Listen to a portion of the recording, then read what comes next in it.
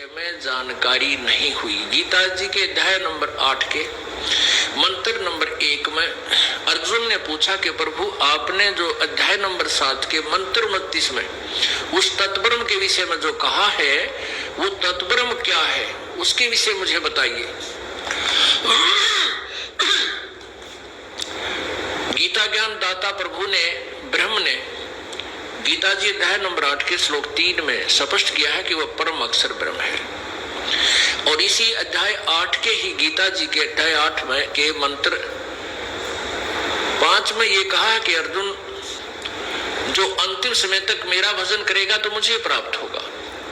गीता जी के अध्याय नंबर 8 के श्लोक 6 में स्पष्ट किया है कि ये नियम है कि अंत समय में जो भी जिस भी इष्ट की भक्ति करता हुआ शरीर छोड़कर जाएगा, जिसकी अंत समय में जिस भी देव में आस्था होगी उसी को प्राप्त होता है, ये नियम है। इसलिए 8वें अध्याय के 7वें श्लोक में कहा कि अर्जुन तू युद्ध भी कर और मेरा भजन कर। यदि मेरा भजन करना है तो 8वें अध्याय के 13वें श्लोक में गीता जी में कहा है कि मेरा तो एक ओम अक्षर है।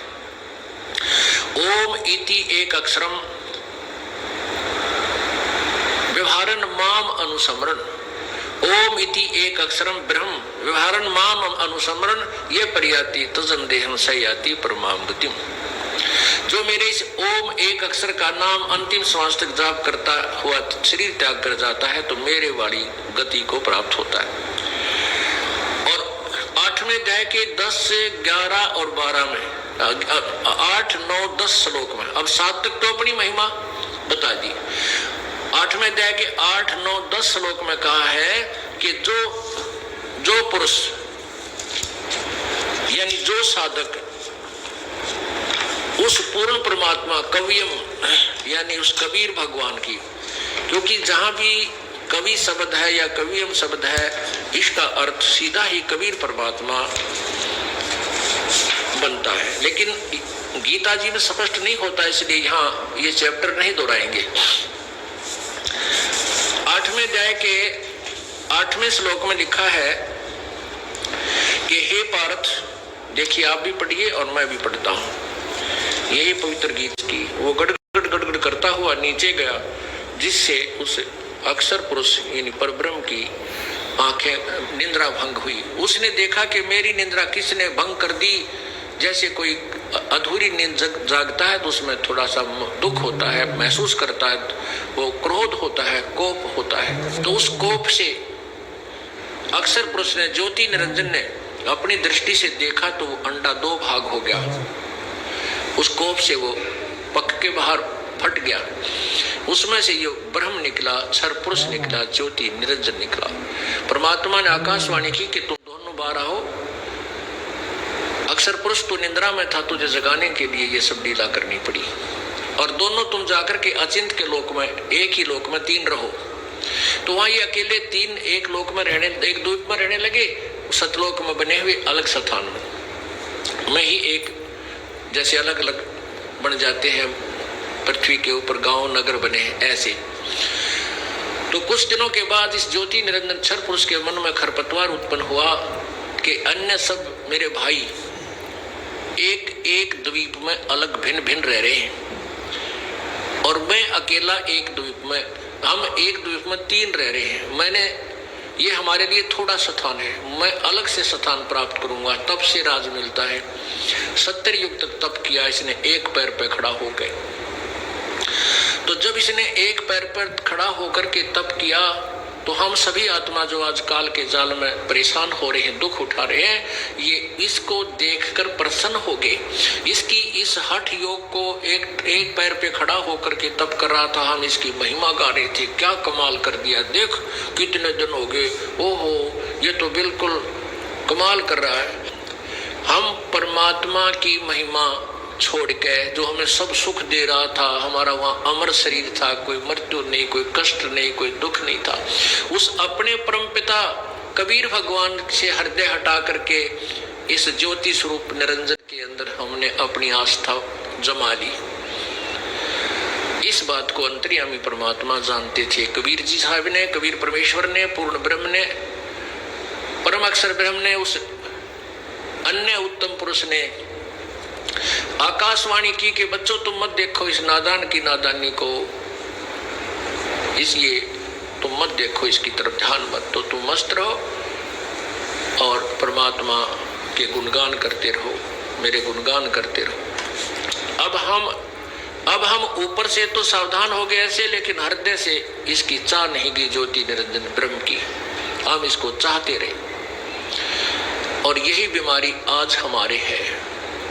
यहाँ पर आज जैसे ये हीरो और हीरोइन ये केवल नकली काम करें, सारे नकली, यानी अपने पेट भरने के रोजगार के लिए ये चटकम मटकम लटकम भटकम करते हैं और नाना प्रकार के बढ़िया बढ़िया ड्रेस बना के पहनते हैं, अच्छी कटिंग करा लेते हैं। इन्हें कौन सा बरोटा लेना है, इन्हें कौन सा खेत में काम और मजदूरी करने, इनका तो ड्रामा यही है पैसे इकट्ठे करने का।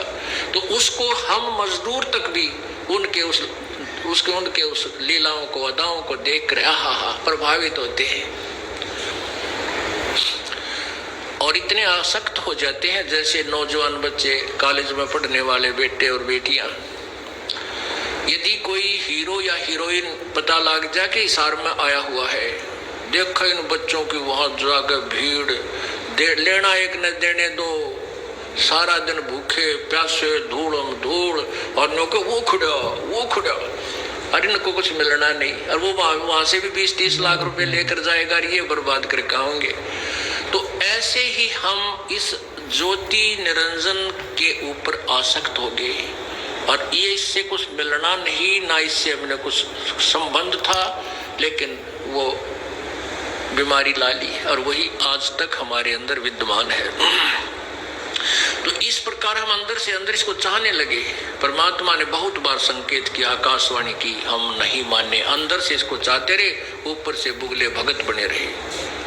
परमात्मा जान गया। तीसरी बार जब इसने तप किया, 64 युग तप किया, तब इसने मांगा कि मेरे को जीवात्मा दे दो।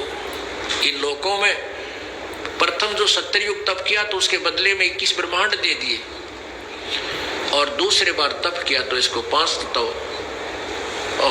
तत्व दे दिए और 3 गुण दिए। और तीसरी बार तप किया तो इससे पूछा तू क्या चाहता है, तो इसने कहा मुझे कुछ आत्मा दे दो, मेरा अकेले का दिल इन 21 ब्रह्मांडों में नहीं लग रहा। तो परमात्मा पूर्ण ब्रह्म, परम अक्षर ब्रह्म सतपुरुष कबीर जी ने कहा कि ये मेरी आत्मा है, मेरे शरीर से उत्पन्न हुई। क्योंकि परमात्मा ने पहले 16 पुत्रों की उत्पत्ति की, फिर ज्योति निरंजन और ये परब्रह्म जब उत्पन्न हो गई, उसके बाद हम सब आत्माएं जो यहाँ फंसी है, वहां सतलोक में कबीर परमेश्वर ने अपने वचन से, अपने शरीर से हमारी बाहर उत्पत्ति की। हम वहां ठाठ से रहने लगे। हमारा शरीर तेजो में एक नूर का बना हुआ था, मनुष्य सदृश शरीर था। तो हम सभी इसकी तरफ देखने लगे। तो परमात्मा ने कहा भी ये मेरी आत्मा है, मेरे बच्चे हैं, इनको मैं किसी कीमत पर, किसी तप जप के कारण के प्रतिफल में नहीं दे सकता।